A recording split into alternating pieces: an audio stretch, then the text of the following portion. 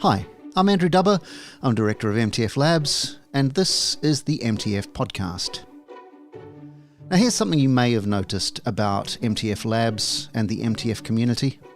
We're interested in more than one thing at a time. Call it interdisciplinarity, the intersection of science and art, creative innovation, cross-sectoral collaboration. It's about taking things that aren't always considered related or even compatible, and people who might on the surface have no apparent reason to spend time in the same room as each other, let alone share notes or build something together, and collide them, cross the streams. Now, someone who's studied and written about creativity in the scientific domain and the inclusion of arts into places that they've traditionally been left out of is Professor Robert Root-Bernstein. A physiologist at Michigan State University, Robert co-wrote a book called Sparks of Genius, The 13 Thinking Tools of the World's Most Creative People, with his wife, the poet Michelle Root-Bernstein. He's the recipient of a MacArthur Fellowship, the so-called Genius Grant, and has written extensively on topics such as autoimmune disease, molecular complementarity, as well as the history and philosophy of science. And he's done it from a broad perspective that emphasizes the importance and rigor of artistic and creative thinking. Robert Root-Bernstein, thank you so much for joining us for the MTF Labs podcast today. How are you doing? Very good. Thank you for having me. You're very welcome. It's nice to see you, and somebody who is so widely published on the thing about which we are most interested in, which is the intersection of art and science. Do you want to tell us just a little sort of potted history of what your job is and what that means? Well, so my job description doesn't have a lot to do with what I actually do. I'm a professor of physiology. I actually joined my current university, Michigan State University, in the Department of Natural Sciences, which I really enjoyed because it had people from all the different sciences. And we got to teach non-science majors their science, so trying to make it exciting and interesting to people who, well, just to give you an idea, I'd ask at the beginning of the first class, how many of you hate science? And about 90% of the hands would go up. Wow. Unfortunately, the university in its wisdom decided to get rid of that department, so I needed to find another home and much narrower physiology department. So my actual work does have a lot to do with biology. I work on autoimmune diseases and oddly enough, the origin of life at the same time. And interesting intersections in the sense that very little is known about how the first receptors and transporters, which are often the targets in autoimmune diseases, were evolved in the very first protocells. So it's kind of a strange connection, but one I like to make.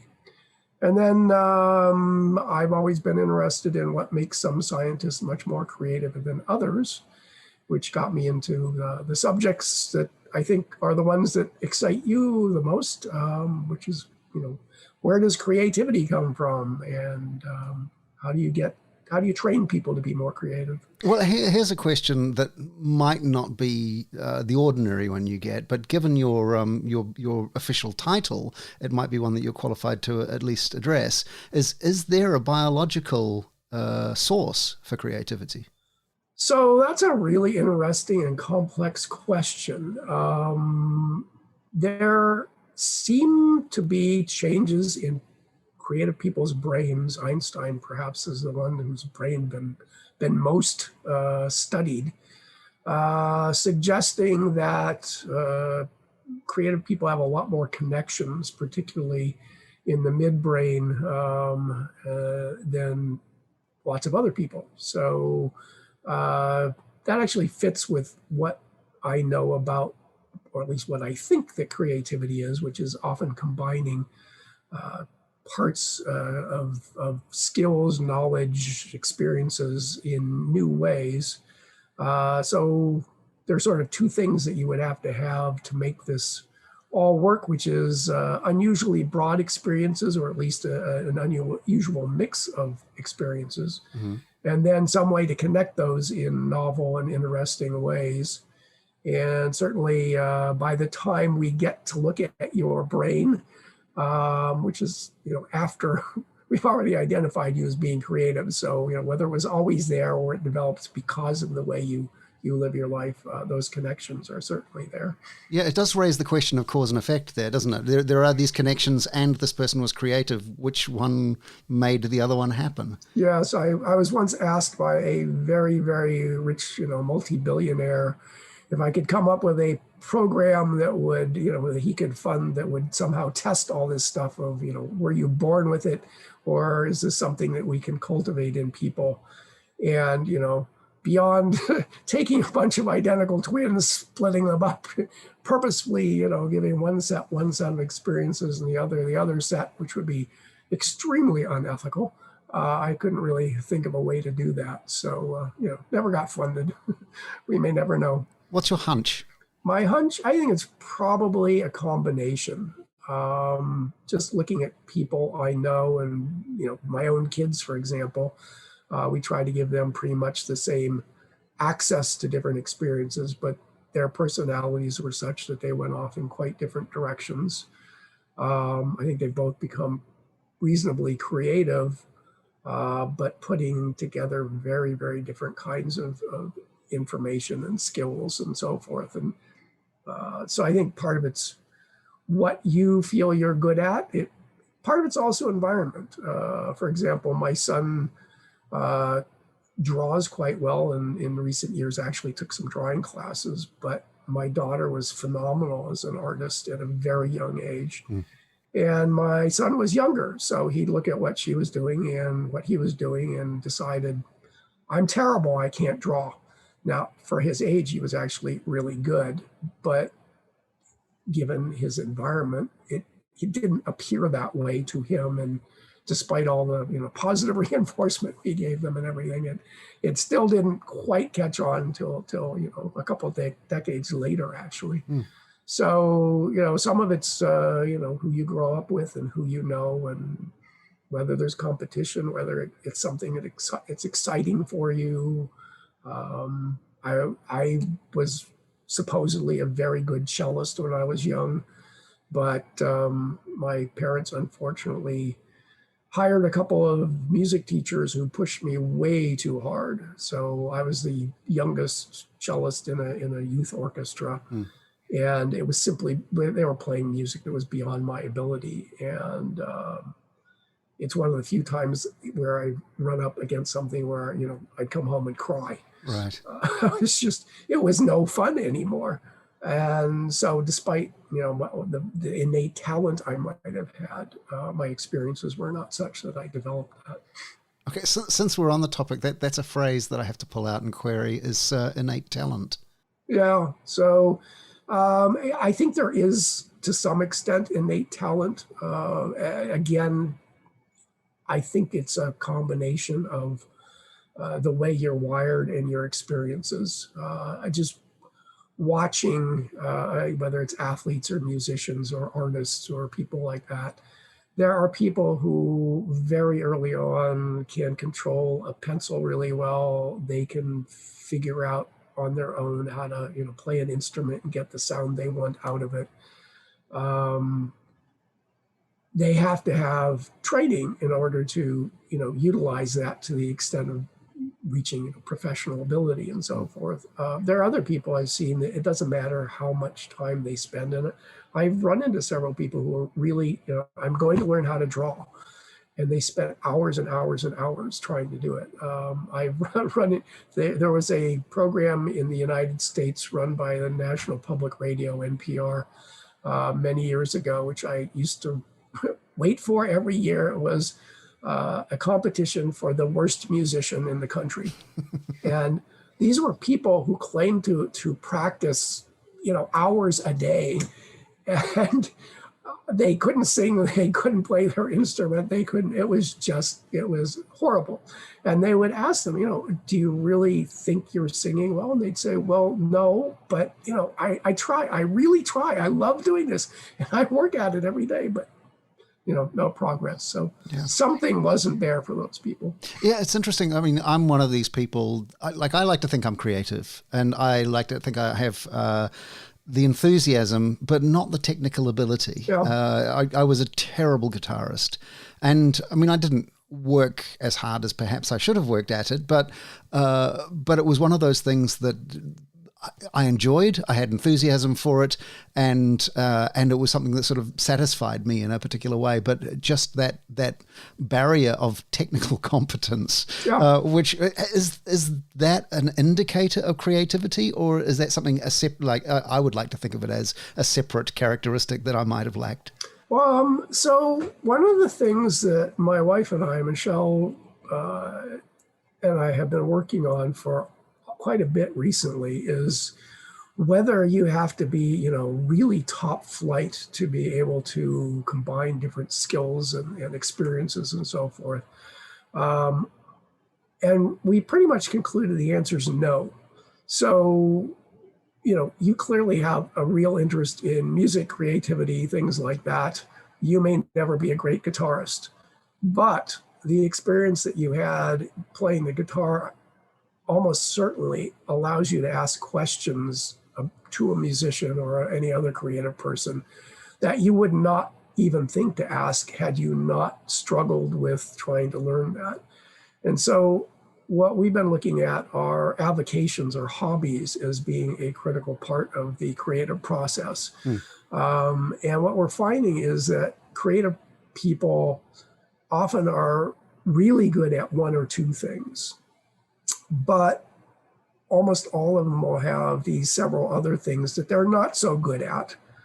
And yet, when you start asking them, well, does this thing that you do just for your own satisfaction, and maybe you don't sing out loud to other people because it's too embarrassing, but are you learning anything from doing that which feeds into your work? There are a lot of people who will say yes. So, learning how to read music, for example, allowed me to then think about patterns and structures in new ways. So now I actually have, adapted a music program to analyzing my geophysical experiments. And you sit there and go, wow, so you wouldn't have done that had you not had this strange hobby. And they say, that's right. So I'm no good as a musician, but, the knowledge I picked up there made this connection, which has helped out. So we think that avocations are really critical. And then the next part is simply trying to make that connection. Creative people tend to look for how everything they're doing connects. What can I learn from all my experiences and feed into every other experience, which is not all that typical. But I think that's definitely a strategy that's learnable. It's unfortunately a strategy which we are actually trained out of in most schooling. I went to an elementary school where I don't remember, I'm sure we did have, an English class and a geography class and a, whatever class, but most of the assignments that I remember were highly interdisciplinary. So, when we learned, maybe it was geography, I don't remember what they called it, but we had to hand draw a world map. So you're getting your art there. Then we had to label them all and learn what the major economic exports and imports were, where the capitals were, what language they spoke. So, the geography was also culture. It was a whole bunch of other things. And unfortunately, the way most schooling is, you have your English class, your math class, your science class, your whatever. So these are taught completely separately. And Michelle and I were actually invited, this might have been 10 years ago at most, to a conference in one of the states, I think it might have been Utah in the United States, where for the first time ever, the people who taught math and the people who taught science came to the same conference and talked about how can we actually teach math and science so that they integrate at some level. But that gives you an idea how separated you would think math and science are integrally related. You can't really do one without the other. And yet they were being taught for decades in this state completely separately. Right. Wow. Well, I know that you've talked about mathematics as being a language that describes particular kinds of science better than other Yeah. kinds of science, and that's maybe something that we'll come to. But I'm really interested in this idea of kind of being able to cross the streams and bridge the gaps between different types of knowledge and different types of thinking. Is that something that you can compartmentalize and maybe have each of these different specialisms in different people, but the collaboration being the point at which those things come together? Does that work? Yeah, so there are sort of two ways to do this. One is individually within yourself. The challenge there is to figure out when you are reading, something in art and something in science, for example, and the languages are completely different, and people are describing what they're doing. It may look like what they're doing is completely different until you try it. So one of the things that I found that is a way to make the connections is to focus not on product, but on process. So the processes are almost always the same. People have to identify some kind of a challenge or a problem. Again, the language actually differs depending on the field you're in, is how people describe these things. But there's something you don't understand that you want to be able to do, or you would like to be able to do, and then you have to identify the skills and knowledge you need in order to be able to do that. And then almost everybody tries a bunch of different things to see whether what works and what doesn't work. You learn that perhaps you are missing a skill, so you go back, and so this becomes one of these recursive systems where you go through this. Did I define the right problem? Do I have the right skills? Until finally something starts coming out of the whole thing.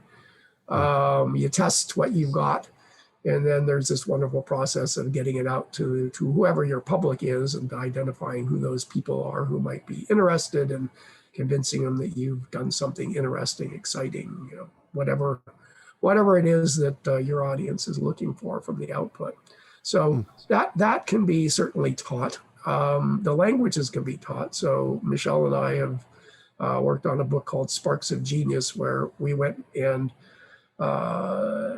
interviewed probably about, 300 or 400 people, or read their autobiographies, things like that, trying to figure out what their creative process was and how they talked about it.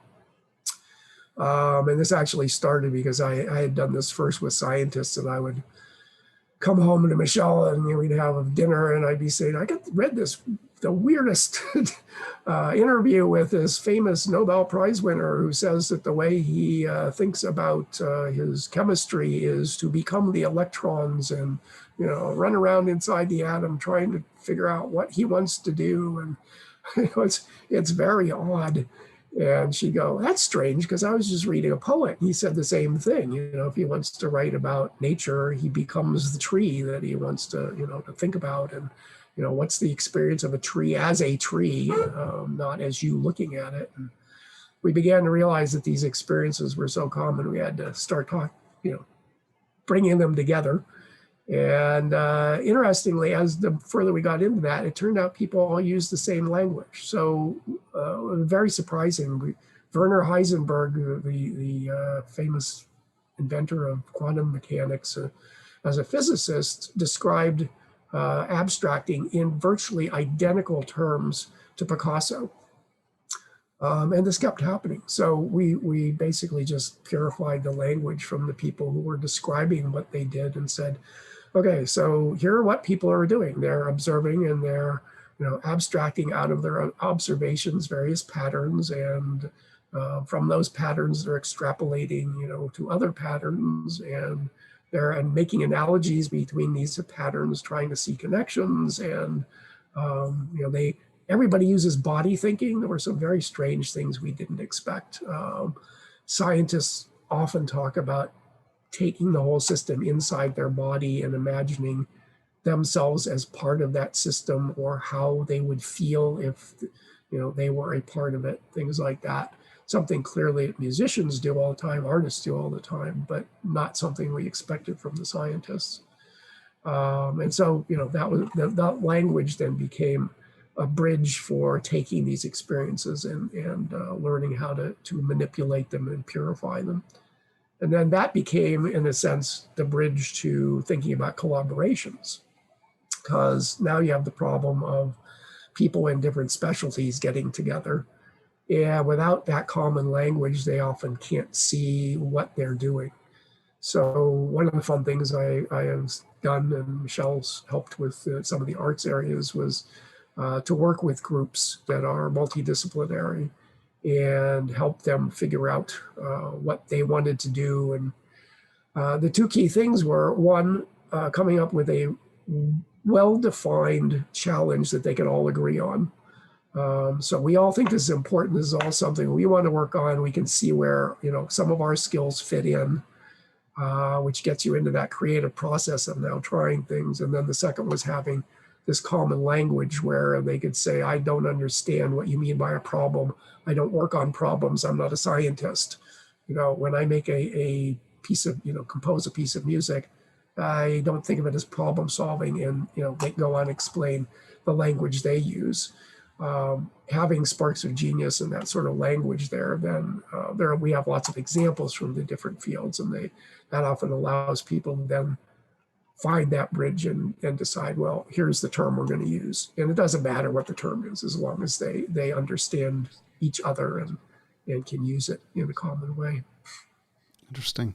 I mean, there's obviously something about ontologies for cross-disciplinary interaction that sort of raises challenges. Oh, yeah. Because, like you say, people have different languages for things. But I was speaking to somebody this week for this podcast who is an artist who is very interested in science and works around, cartography and working with artistic representations for science communication. Yep. And her position was that creative method and scientific method are the same thing. Yep. The approach is the same thing. So whether you call it a problem or whether you call it, this is the thing that I'm thinking about, here is my hypothesis, yeah. This is what I'm going to lay out. Yeah. It's a really interesting sort of parallel for that. Yeah, I agree. So this marriage of creativity and science is something you seem to embody as a couple. Tell me a little bit about Michelle.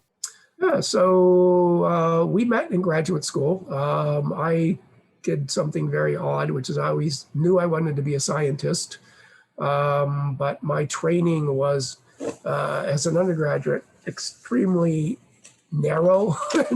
And I'm interested in big picture questions, as you can tell. That's another interesting issue with creativity. I mean, there are people who like small, well-defined things. Other people like to see broad. Again, for collaborations, getting a good mix of those people is very important. So rather than going on doing a PhD in science, I decided to take a PhD in the history and philosophy of science and focus on modern developments, so I could sort of then get back into lab research afterwards. I had no idea how difficult that was going to be. It was not trivial at all. But we met in history classes because Michelle was a history major, French Revolution era, and we just hit it off. It was one of those things where I was actually going out with someone else at the time, and one night I'm sitting at the dinner table talking to Michelle, look at my watch and realize I'm late for my date with the other person, at which point I realized I think I'm dating the wrong person. So we would just have these great discussions where we would share all sorts of questions, problems, issues. As a scientist, I was very interested in whether, there are trends in history that you could identify the same way we have sort of theories in science. And Michelle would give me all sorts of reasons that couldn't happen or could happen, or here's a counterexample. And we really enjoyed the back and forth, and that's the way we've been ever since. So I ended up getting a MacArthur Fellowship, which gave me a whole bunch of freedom. Ended up working at the Salk Institute for a few years. Michelle could not find a job in the area, so what we ended up doing because of my MacArthur was I sort of shared it with her. And she ended up becoming a writer. So she tried writing a novel and a play, and then eventually decided what she was really interested in was poetry. So she's now actually a very accomplished haiku poet, very well known in the field, does a lot of editing. And that was also part of just sort of developing our creative connection, in that we decided as we were studying more and more about other people's creativity that the only real way to ask the right questions and get at the essence was to constantly be trying to learn new creative things ourselves. And by becoming a novice, you just look at things differently. You have to ask all these basic questions that you wouldn't otherwise. So it's sort of getting back to that point I made about you playing guitar badly. It's not whether we did it well or not. It was simply getting in there and trying something you never tried before. So it forces you to think about, oh, wow, I never realized I had to learn how to do this in order to do that. And, how much practice is involved, all those kinds of things. It's interesting because in the book that you wrote together, the Sparks of Genius, there is a passage in there which really sort of stuck out to me, which is about the difference between polymaths and dilettantes. And it sounds like what you're saying is that the second of those is not necessarily a bad thing to be. Right. So actually, the way we have actually redefined polymath at this point very recently to sort of incorporate this idea of avocations and hobbies. So there is an ongoing debate within cognitive psychology is, do polymaths really exist? So there's one group of people who, to be a polymath, you have to be as good as Einstein in physics and as good as Picasso in art. So, the top of both fields at the same time. There are actually a couple people who are pretty close to that, but, they're quite rare. Mm-hmm. We're more interested in, more basically where creativity is coming from. Polymaths tend to be obviously very creative and creative in many fields. But what we're looking at is more generally creativity. And as we looked at people who are creative, they almost always had this thing they're really good at, but in these things from other areas as well. So you could call them dilettantes in that sense. But we've now made the distinction in the following way, that a polymath is an individual who tries to find the connections between things, whereas the dilettante just accumulates knowledge and information for the sake of it, itself. And the best example I can think of is somebody I met when I was in college who had, I think he had something like 37 master's degrees. And I was like, so what do you do with all this stuff? And he said, oh, I just love to learn. Right. I said, do you make any connections? I said, no, I just, anything that's different I've never done before, that's what I want to do. Oh, that's some serious dabbling. Yeah. Amazing. So, that's sort of overkill, and I'm sure there's a continuum here. I mean, there are certainly people who are both polymaths and dilettantes at the same time, because you can't connect absolutely everything. It's probably too difficult. You talk in the book about modes of thinking, this sort of the idea of visual thinking and kinesthetic thinking and verbal thinking and different modes, and people have different things. And it seems to be that being able to do all of those things would be a desirable thing to do. Is that possible? Is it learnable? I mean, I think of myself as being somebody with no visual imagination whatsoever. I'm completely auditory. I understand things by hearing them or by speaking them. But could I learn to be a visual thinker? Yes, you can certainly improve it, because it's definitely a skill, and there are actually a lot of formal studies about visual thinking in particular. So the problem here in science is, which raised all these studies in the first place, was that white males tend to do really well in science, whereas minority students, females, were not doing as well. And one of the things that popped out pretty quickly was that success in science is highly associated with visual thinking, ability to see things in 3 dimensions, rotate them all, do things like that. So the next question was, is this, as you said before, is this innate or is this something that's learnable? And it turns out that it's certainly highly learnable. And some of this the skill that we see in white males may have come from playing baseball and football and whatever you're developing your spatial ability just through sports and things like that. Who knows? I mean, nobody's really tracked all this down. But it turns out that if you give people formal drawing, sculpting, computer-aided design, it doesn't really matter what kind of training, all of their visual abilities will increase in terms of anything we measure. And oddly enough, even without tying this directly to, say, science or math, people's ability in science and math increase in terms of just passing their courses, standardized test scores, whatever their interest, whether they stay in a science, for example. So definitely trainable. And we've done a recent review looking at this for the other, what we call tools for thinking, abstracting, analogizing, pattern forming.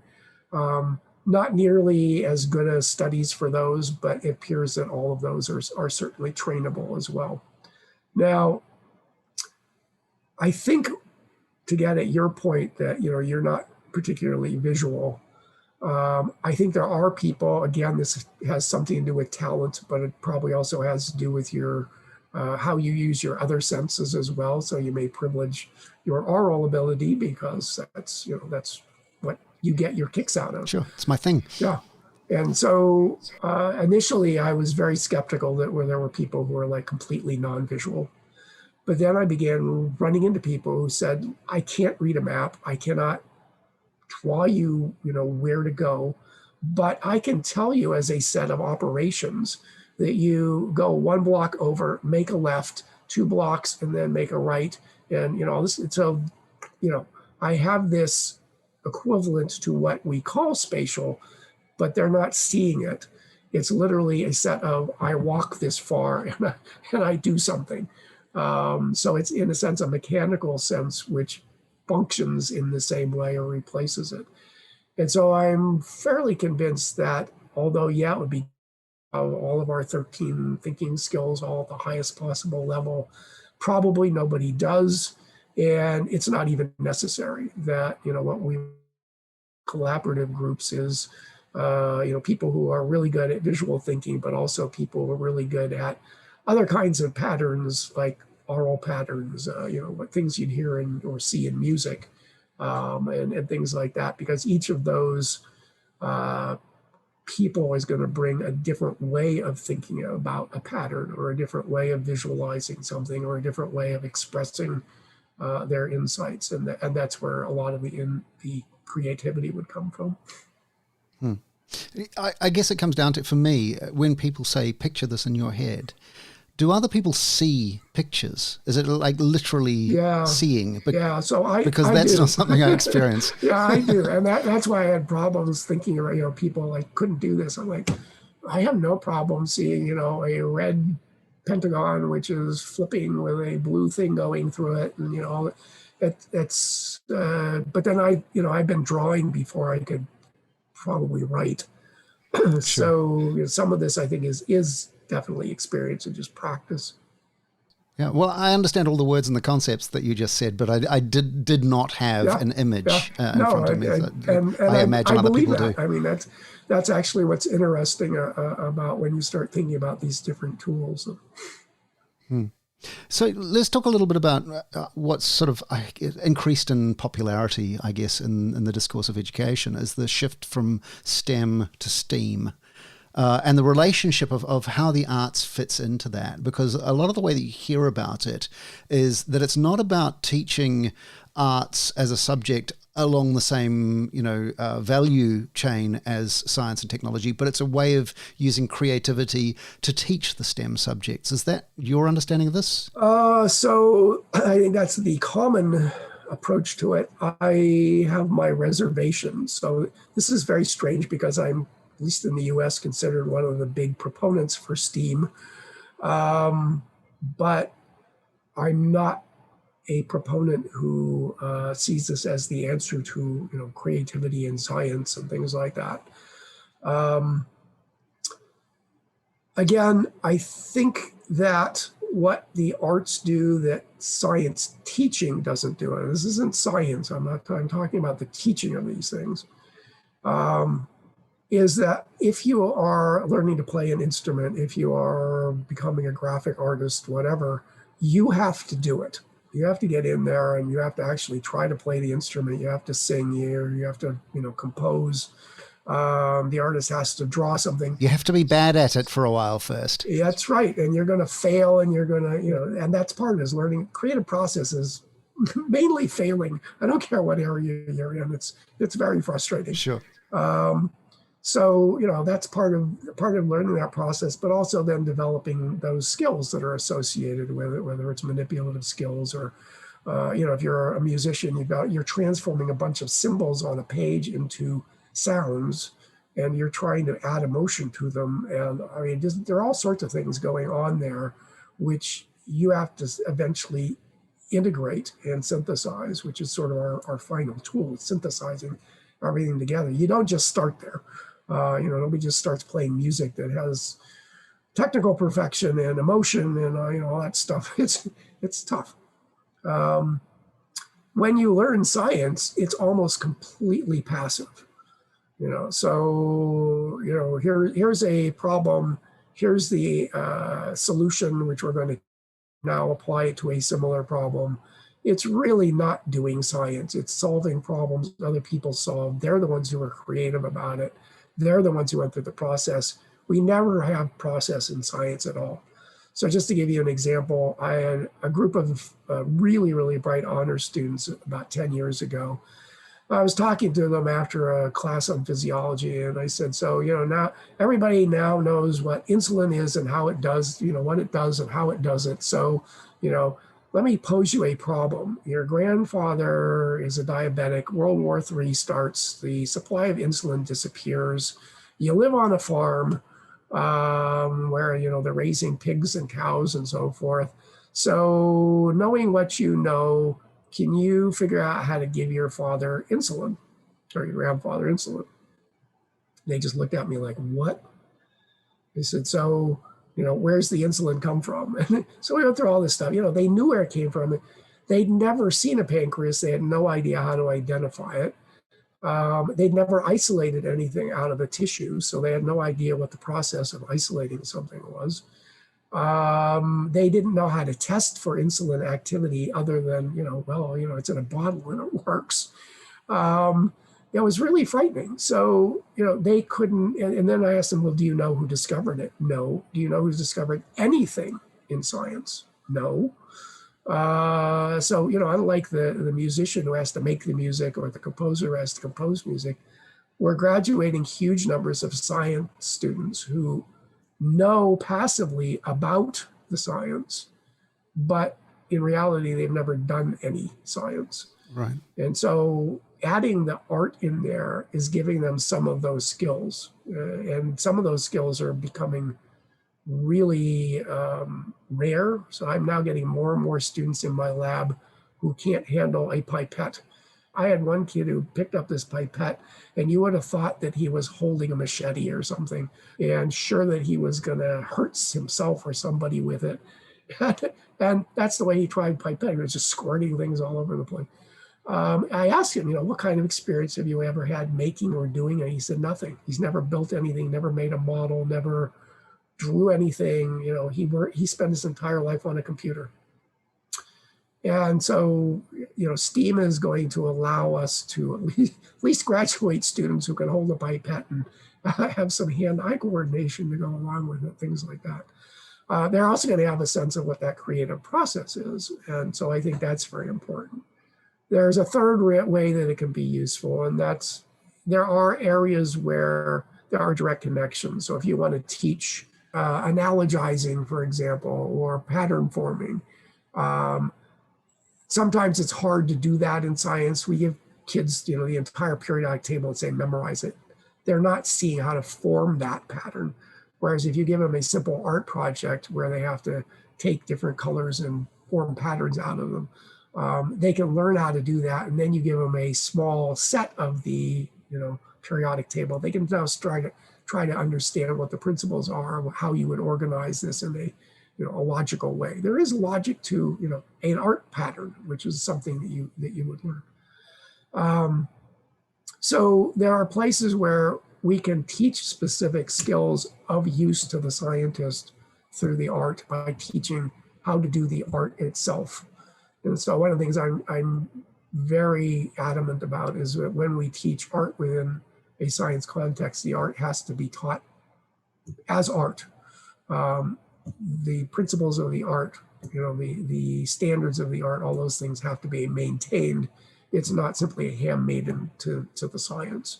Otherwise, you're going to lose what's valuable about the art. On the other hand, one of the things, again, that Michelle and I just published was a look at Nobel Prize winners.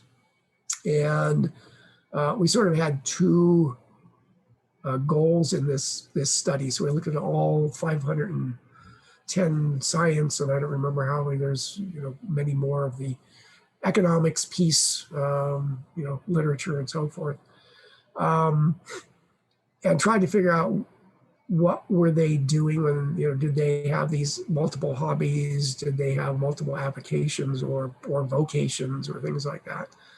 What we found was that virtually every Nobel Prize winner is, as we would expect, because they're highly creative, they're polymathic in some way. What we were somewhat surprised to find was when you moved out of the sciences, the arts became much less important. So in economists, art is almost unknown. There are very few economists, Nobel economists, who are musicians. That's not where they're getting their polymathy from. What they're doing is they're combining a real interest in social science and humanities with mathematics. So it's a combination of this very hard, modeling sort of stuff with a very human set of problems and seeing if you can bring these together. So I think it's a mistake to say, art is going to necessarily give you creativity. The creativity is going to come from bringing together things from different disciplines people have never done before.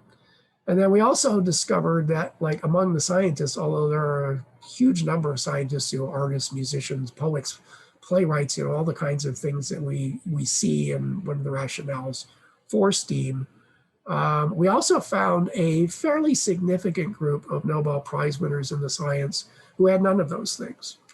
But what they had instead was very formal training in usually 3 different sciences. So you'd have Herb Simon, for example, one of the guys who invents economics, or some of the economic principles, artificial intelligence, cognitive psychology, and he's involved in all sorts of different things. And he's got this amazing set of different formal training that he gets involved with. And that's very typical of another group of people. So again, the art isn't the necessary clue or skill. It's one of the possible skills that you can bring in.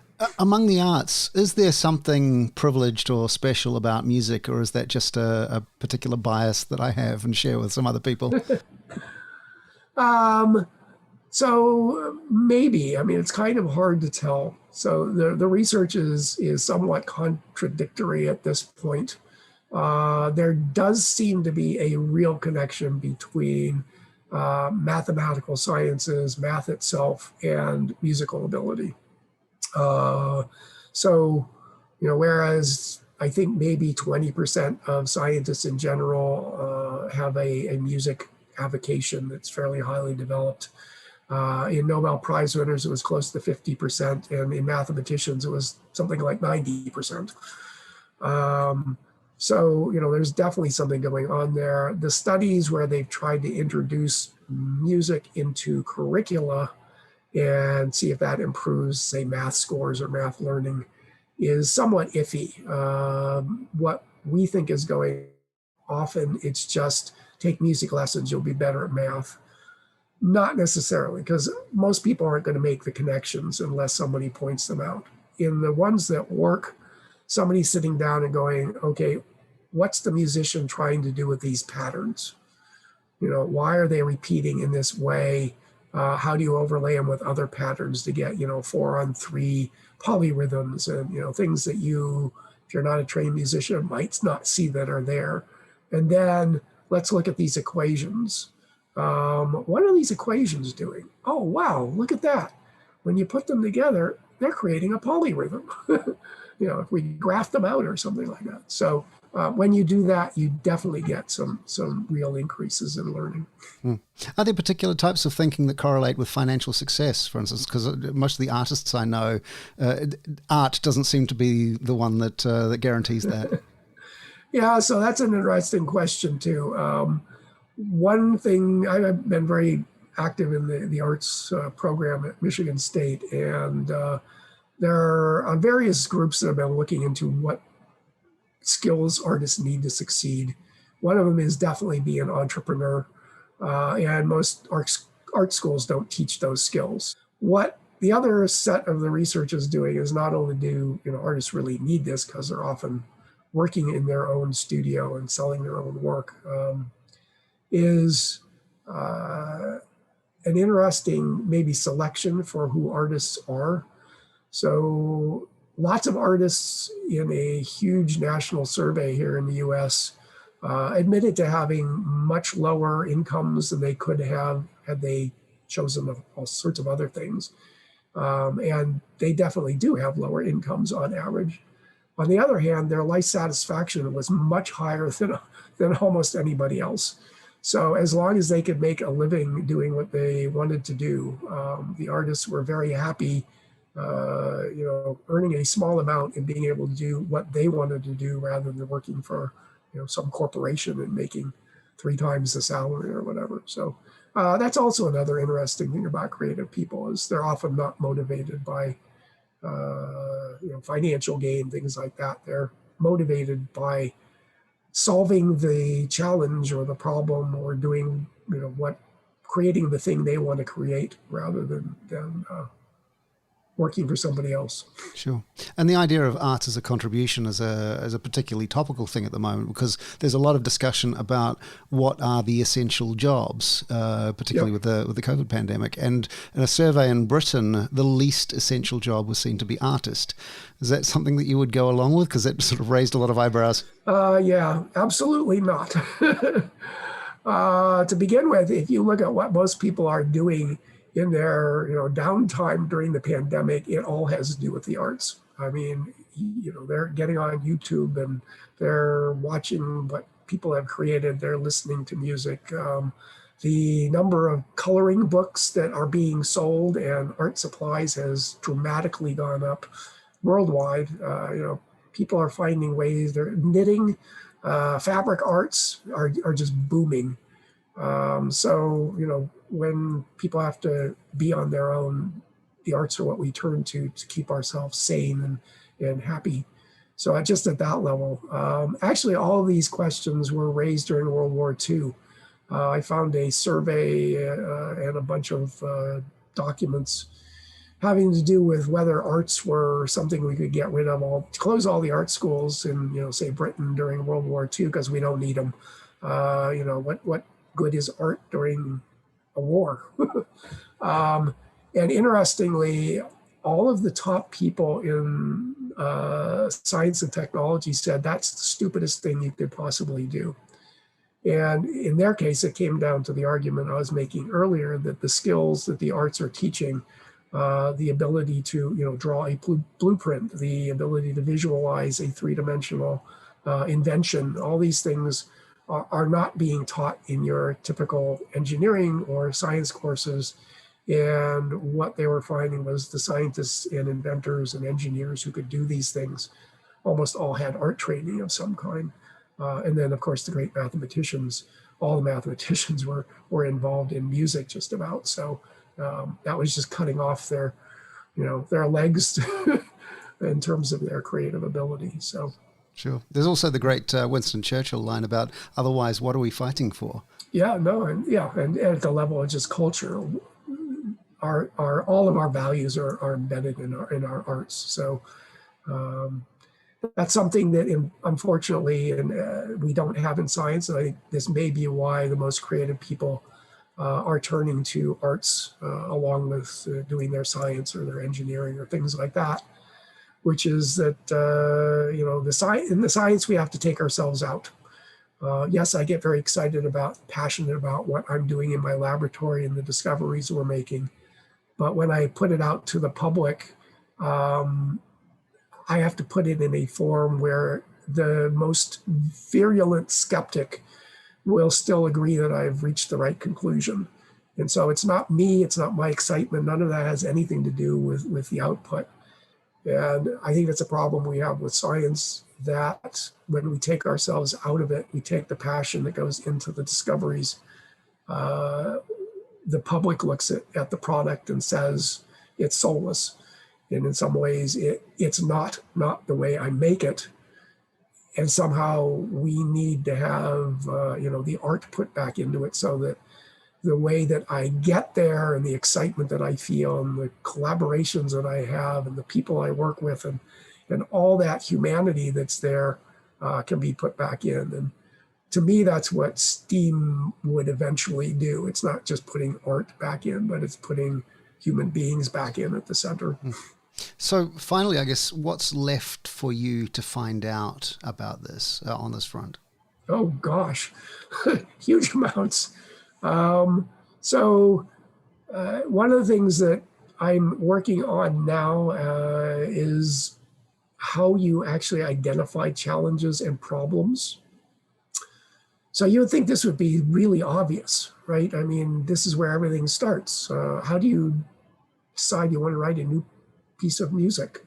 Or even a higher level, when do you need a new style of music? Or how do you take two different styles and put them together? Or whatever.